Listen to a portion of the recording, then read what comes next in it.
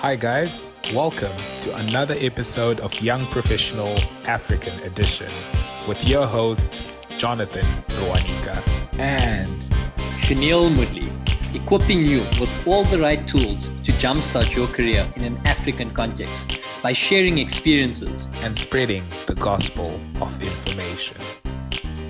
With original music brought to you by Africa's own Unil Badiachi.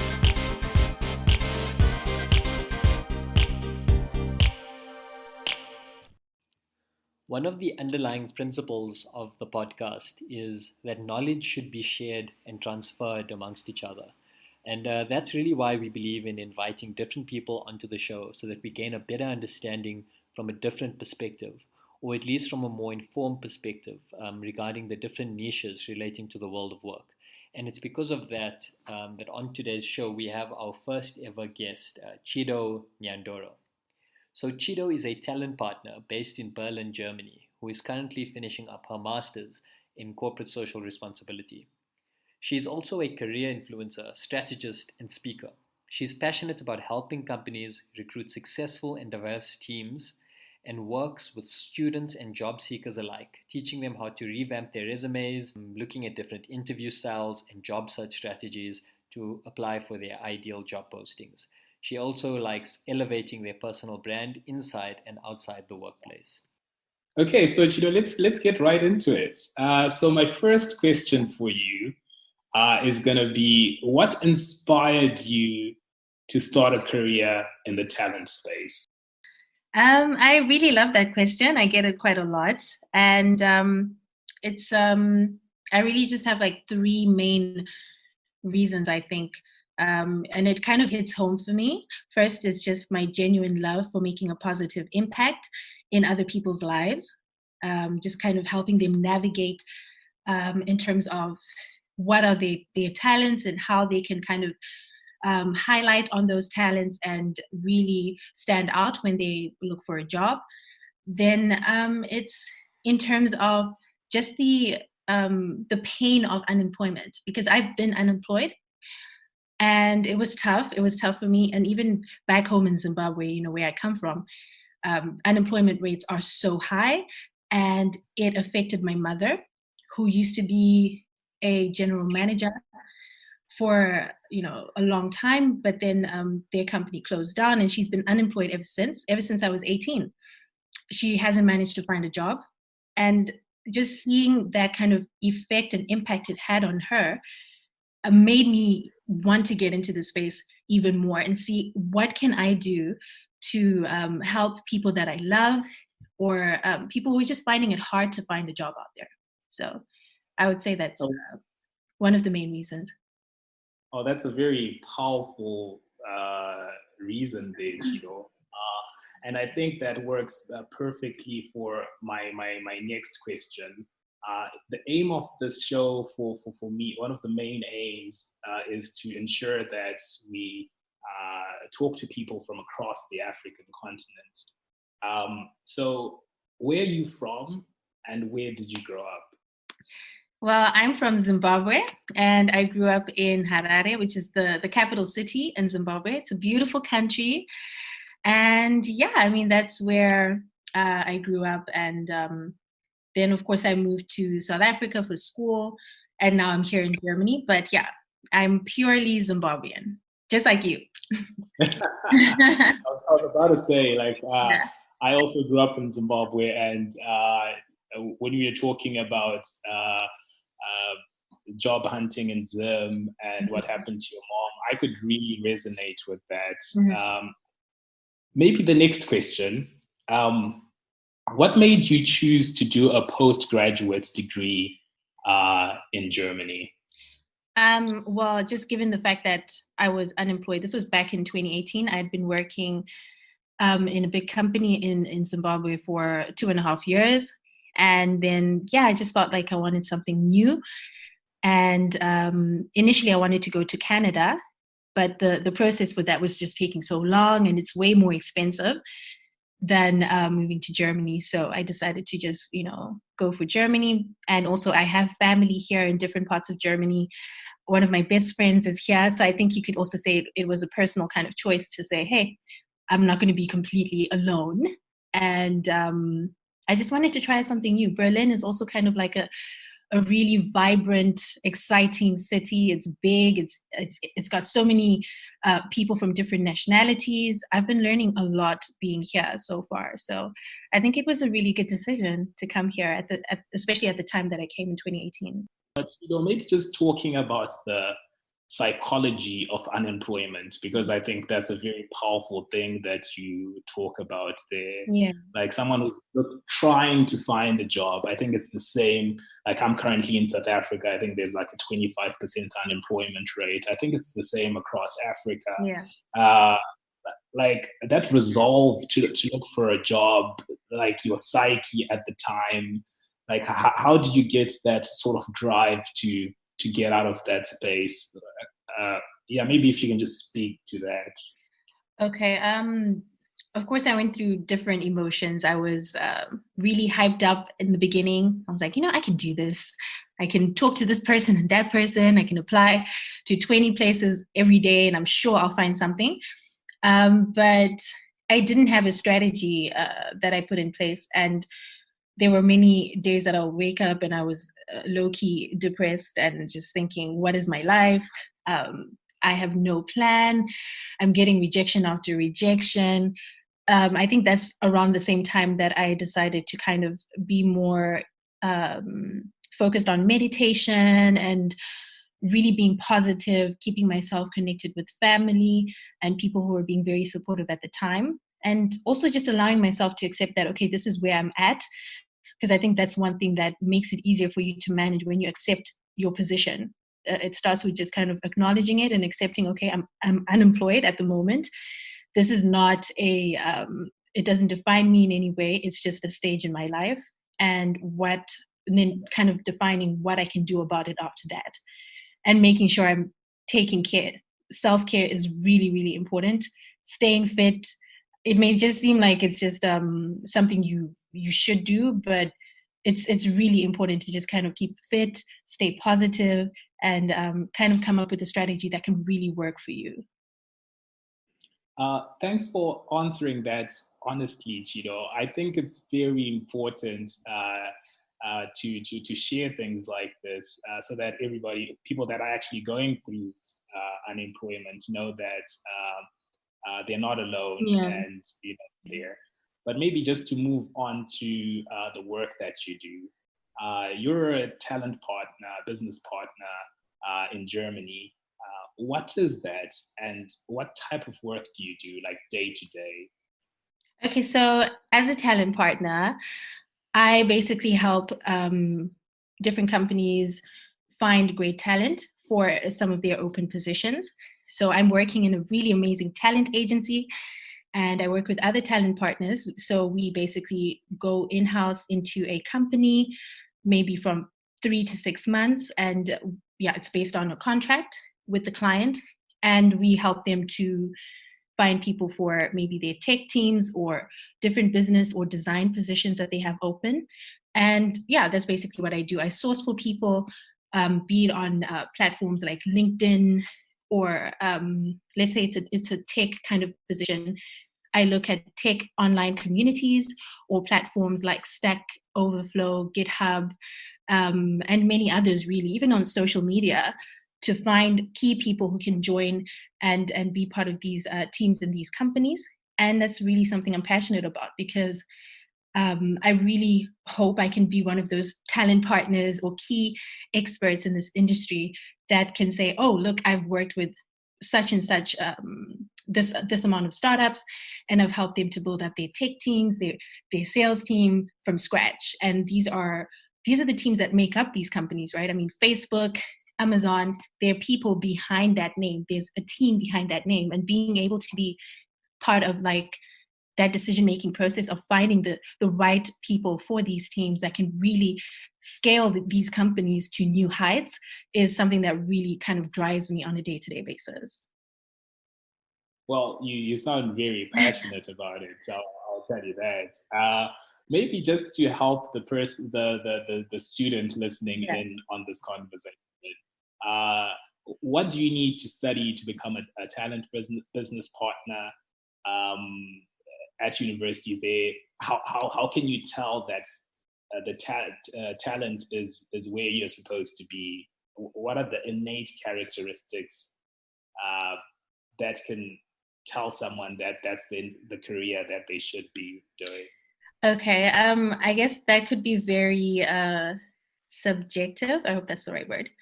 In terms of, you have to kind of really look introspect and see what are your strengths or weaknesses.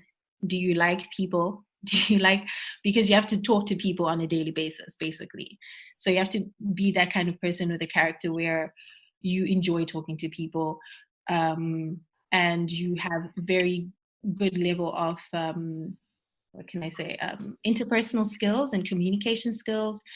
And I think those are some of the key ones. And then in terms of school and education, you can go into psychology. I started out with psychology and sociology. Then I kind of majored in organizational psychology. This was back in South Africa. You can also do just a purely HR kind of degree or diploma, depending on where you are in terms of location. So these are some of the, just off the top of my head, that's what I'm thinking of in terms of HR. You can do an HR degree, psychology, or anything in business management can also work out for you. If you can just give us insight into how can one be strategic about the job search from a talent recruiter's perspective. Okay. So I think just given, I like that you say you've never gotten a job based off of applying for jobs on these different job platforms, because that's just like one way. Try to think of it in terms of finance. We always hear people that say you need to have multiple streams of income, right? So if you think about it in terms of your job search, you need to have multiple streams or channels of looking for that job.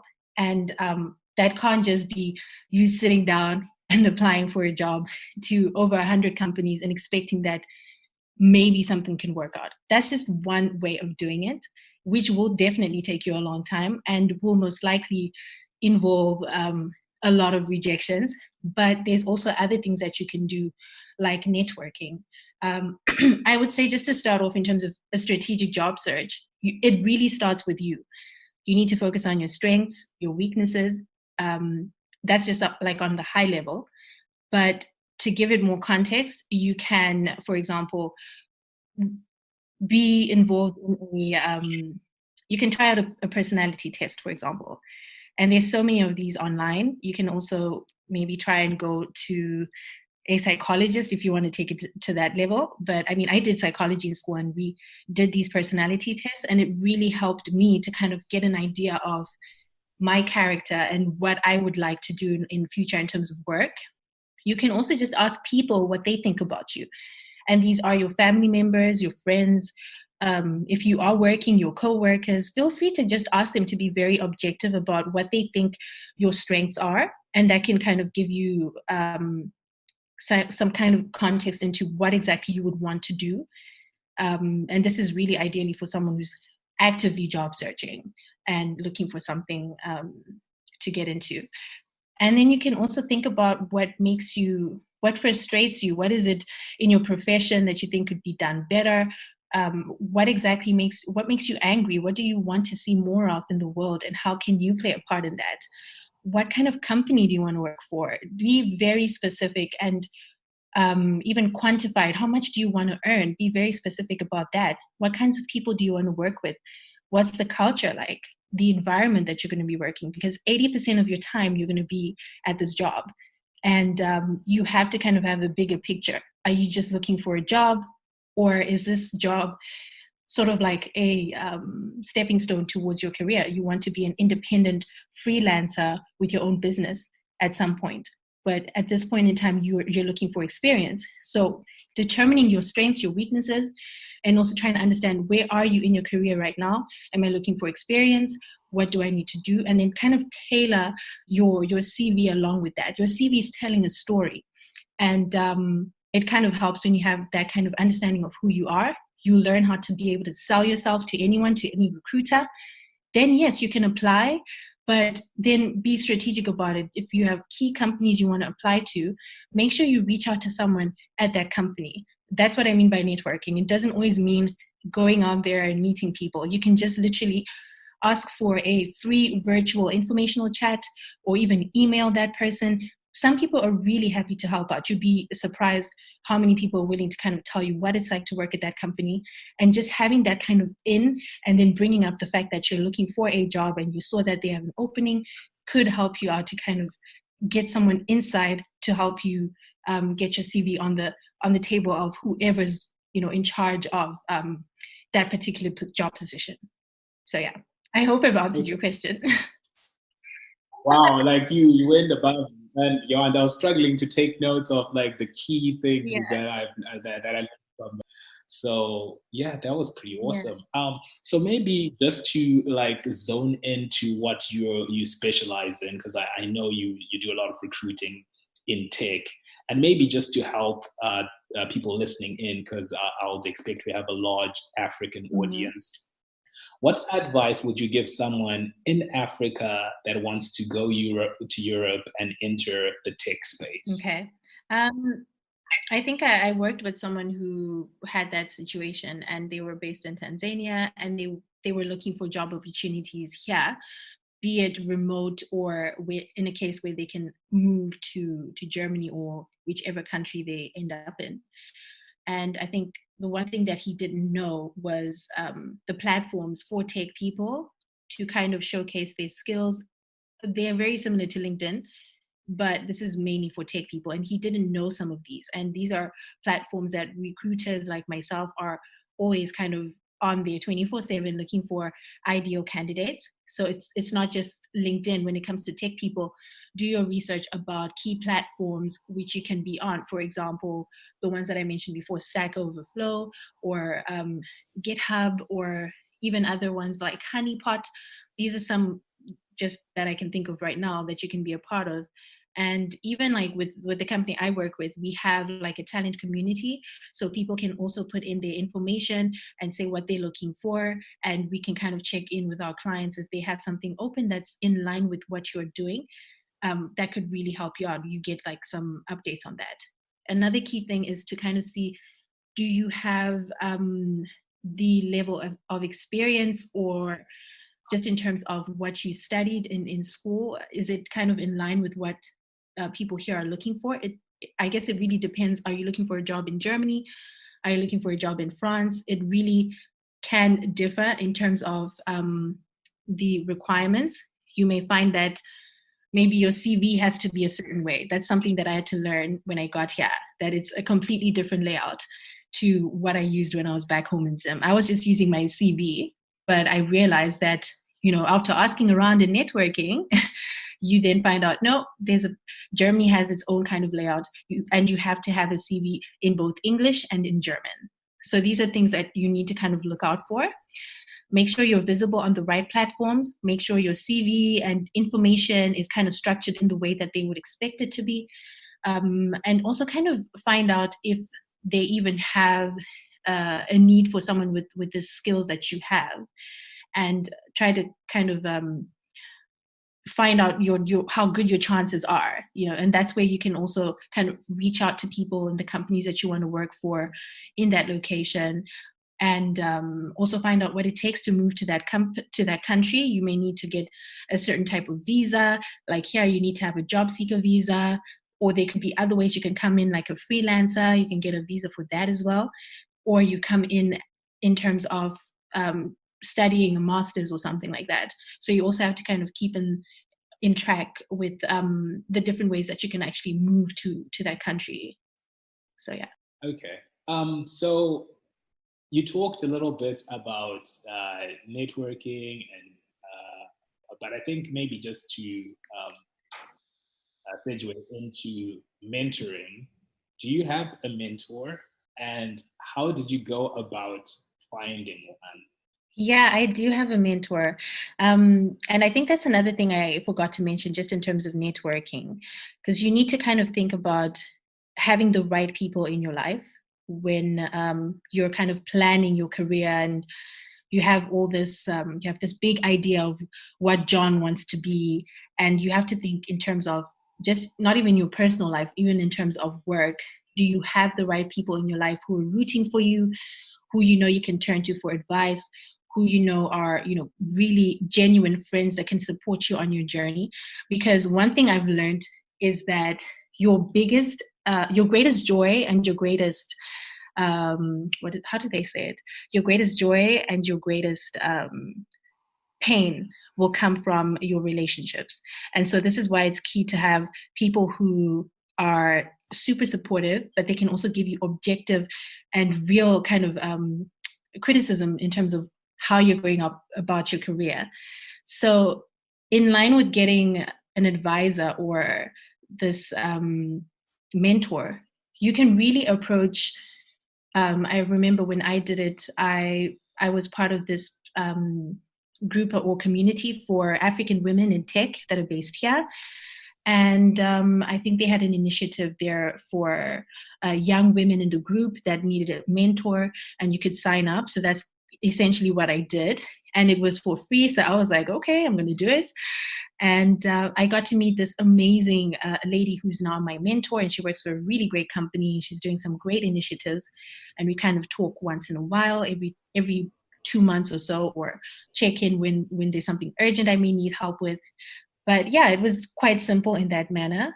But another advisor or mentor that I had, I basically approached them on LinkedIn, and I told them what I do. And I told her I'm really impressed by the work that she's doing, and kind of detailed the kind of help that I wanted from her. So you also have to be specific about what it is you need help with and how they can help you, because that's how that kind of relationship works. They're making it easier for you to go through certain things that they went through, but this time around you actually have insight from them on how to do certain things that they had to learn from experience, and now you're coming to them and getting that information so that you possibly don't make the same mistakes that they did in that area or whatever it is that you need help with. So they're giving you kind of like a step ahead.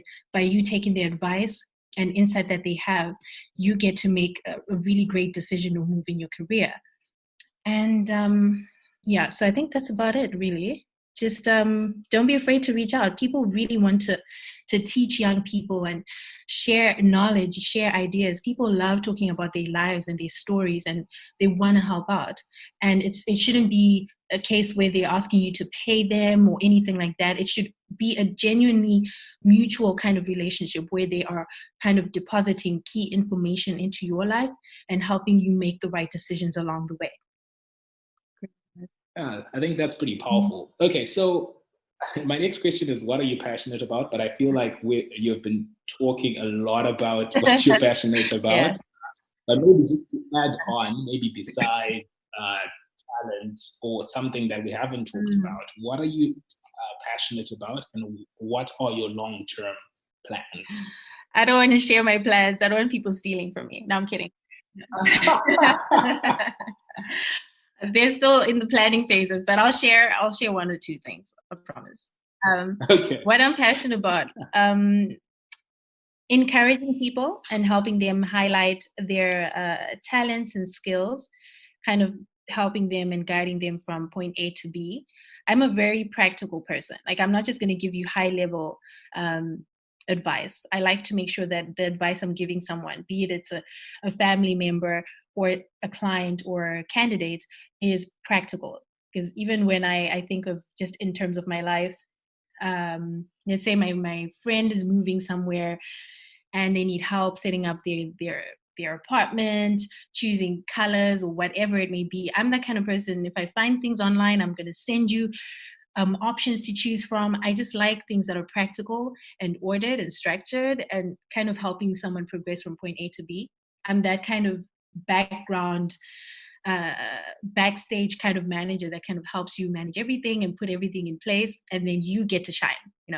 I love that. So kind of seeing people kind of grow and progress is something I'm so passionate about, and which is why kind of a long-term plan for me would be to, of course, be an expert in my industry, in my profession right now, as a talent partner, and then kind of moving into maybe I would say I have this hope to kind of start my own NGO and kind of support young people or women back home in my country to kind of get in the tech space, so kind of setting up a fund for them and helping them out to get into these tech boot camps or coding boot camps, and even people who are interested in health and psychology and all of that, because that's another thing that I'm passionate about. I mean, that's what I studied.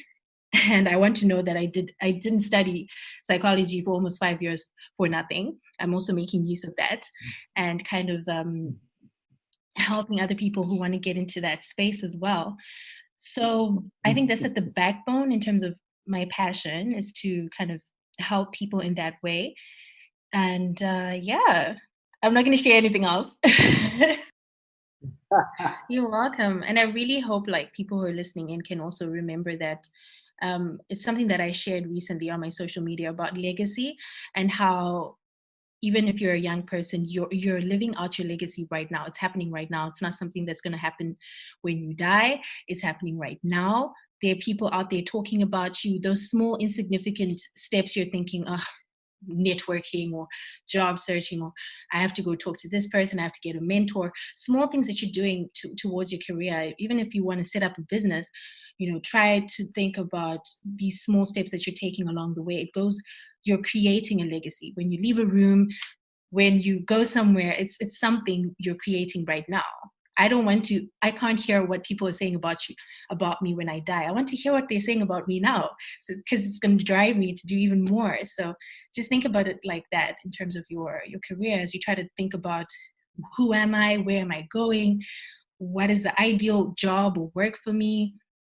It's all part of the legacy that you're leaving behind, and that's really important. So yeah. So that was quite an insightful interview there with Chido. So many useful and insightful points there, Shaneil. No, definitely. I think it was really great to hear her perspective and hear what's happening on the other side of recruitment and of talent.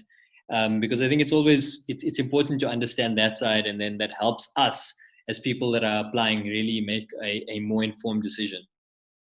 Yeah, especially that different lens, right? Like from someone who actually looks for talent. Like I think it was very refreshing and insightful. Maybe just discussing the things we learned. Maybe you can kickstart this conversation. Yeah, so I think one of the key things for me is when she started speaking about making an impact and her passion behind it, and the fact that she saw unemployment and the effects that it had on her mother. And that for me raised a very important point around having your why, having a solid why behind doing what you do. So because this was so personal to her, I think it's a huge driver behind her passion and behind why she's now so successful. So I think as to the listeners and for us as well, a key point is really make sure that your why is bigger than you. Because a lot of the time, if it's just about you and you end up in a difficult circumstance, it becomes easier to give up. But when you know your why is bigger than you, I think that it's a strong driver for pushing through and carrying on. Yeah, and yeah, I totally agree. I think as human beings, like we just have this inherent nature to be motivated by things we hold dear. So in this case, the why is that in the push that you might need to reach your goals. For me, Shaneil, I was very interested when she was talking about platforms like LinkedIn and the different tech platforms for people in tech that they need to be on so that recruiters can find them. It was particularly insightful because it made me reflect, right? I've applied a lot of times through company websites, through advertisements, on company portals, and I've never gotten a job offer through that method. I've gotten job offers either through referrals or through recommendations or through university recruitment platforms where you actually meet the individuals that are hiring. So that was particularly insightful for me. Like the platforms are important. LinkedIn is becoming even more important. And as I reflected a little bit more, I actually think it makes sense for application portals not to be the biggest source of recruitment, because that's where mass applications go through. So it's very difficult to identify talent. They probably use tech robots to sieve through applications first before they make it to another round. Whereas referrals have more of a personal, interpersonal relationship and a touch that allows you to showcase yourself a little bit more, meeting people at recruitment events. What do you think? What were your thoughts on No, that? definitely 100% in agreement with you. If I think about it, I think I still receive rejection emails up until today for things that I applied for back in university. And that shows you that, it's a system or it's a bot that's sometimes behind there. So I think what I sometimes forget, which as you speak about it, it came to light now again, is that there's a person on the other end, that the recruiter or the talent specialist is a human being. And they, even with tech, they're unable to sift through every single application that they get. So for me, it should boil down to, how do you create that personal touch or make that personal connection with the company that you're applying for, or the recruiter that you're trying to get in touch with. And I'm on the same boat as you as well. Most of my offers have come through either, somebody saw my profile on LinkedIn, or through networks and referrals and recommendations. Something else important, Shaneil, is about rejections, right? Like, I think we need to talk about this honestly, because people think people don't get rejections. And when you get them, you get demotivated, not knowing that everyone's getting a million rejections, right? You get more rejection emails than you get acceptance emails. And that's okay, you know? Yeah, 100, definitely. I mean, everyone's going to get rejected more often than not. I think even the top performers from your high school or whoever you're thinking about, everybody's seeing a rejection email. It's just not everybody's telling you about it. So It's really, really normal to experience that. And I think focus on your skill sets and focus on building personal connections with your potential recruiters or your potential company, so that they actually know who you are when they're going through the process and when they're deciding who they're going to be recruiting. Wonderful. What else did you take note of in this interview, Shaneil? Yeah, so I think another thing, and maybe just, I guess it would be an extension of that, is when she was speaking about sort of the unemployed mindset.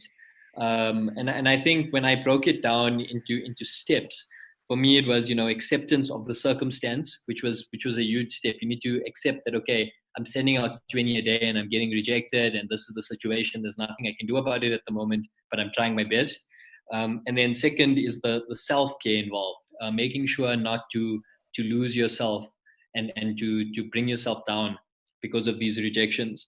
And those are two things that I have practiced before I can say honestly that, I was self-aware and I've accepted it. The third point which she spoke about, which I didn't do initially, is having a solid strategy. I never ever said that these were the top 5 companies that I want to work for, and these are the positions that I'm looking for, and being really specific and deliberate about your strategy. And I think that's something that would be really useful for anybody trying to enter the job space, being, I guess, deliberate and really understanding what you want and matching your skill sets to what's out there. Well said, Shaneil. Like, I think that's deliberateness. I'm a fan of unsolicited job applications. When you don't wait for job adverts, you just find someone who works there. You find someone on LinkedIn that is like in that space, and ask them if they have openings. Connect with people, and try to find a job even before it starts getting advertised. Because most of the jobs, like, especially I'm trying to pivot into private equity, and I promise you, there are never adverts for private equity. I've never seen one, but there are jobs and people are getting jobs. It makes no sense, right? But yeah. So I think that also touches on a big point that you made around having mentors inside your organization and outside your organization. And when I think about it, my mentors that I have outside the organization, I've also got a lot of job offers or job recommendations from them, which helped out. And I think that could be potentially a very strong avenue to pivot into another industry, having those mentorships. I remember you had a couple of good points around that as well, in terms of how you do it and how it's different to what she said. Maybe you want to just elaborate on that a bit. Yes. So like when I was having the conversation with Chido, I realized that I haven't had a mentor in a couple of years, maybe 2 years now. But I did realize that I probably have informal mentors, people that I haven't had an agreed relationship with, but come to think of it, give me advice. I sometimes go for drinks or for dinners with people with more experience than I do, people that have higher positions than I do. I make a habit of that so that I just learn a little bit more. So they're not mentors, but they still sort of, impact me as a mentor would. But yeah, what were your thoughts on that? So I agree with that. And if I think about my normal day-to-day job, I have a lot of people that I recognize that this person has excelled in their career, and there's certain things that I can learn from them and that I want to learn from them. And we have these informal discussions. But I think that outside of that, it is important, or at least for me, having a mentor that's reached a specific point that you want to reach. So for instance, one of my mentors that I have outside the organization, which I guess is another big thing that I want to discuss, having an objective opinion. So somebody who's not within your organization, who has no motive in terms of the advice that they're giving you. So that's a big thing. But then also having someone, so he's an entrepreneur, and whenever I chat to him, I sort of pick his brain about, how do you practically go about building a business? And this is something that I'm really interested in. And I love the fact that he's really honest about it. And he tells me, like, these are the pros, these are the cons. This is where you can add value. This is where you can't. There's things that you have to do that you don't like, so that eventually you can do the things you like all the time. So just having these honest conversations that are objective, that have no motive behind it, have always been like a really big deal for me, and have been something that I always look forward to when I do meet up with him. Yeah, no, I think I agree, Shaneil. I think a big takeaway from what you just said, I think, and personally, I need to be a little bit more deliberate when in establishing mentor relationships, because I think that deliberateness and making it official gives the other party like impetus to like follow through. For me, my current ones are more informal, so they don't have like an obligation to like continuously check in like a formal mentorship role would look like. So yeah, I totally agree. I totally agree with those points. All right, is there anything else, Shaneil, that was interesting for you in that interview? No, I think we covered most of my key points. I think another point that we could maybe pose to the audience, to the listeners, is why are we letting the talent slip away from the continent? Because clearly she went to Berlin and she's doing well for herself there.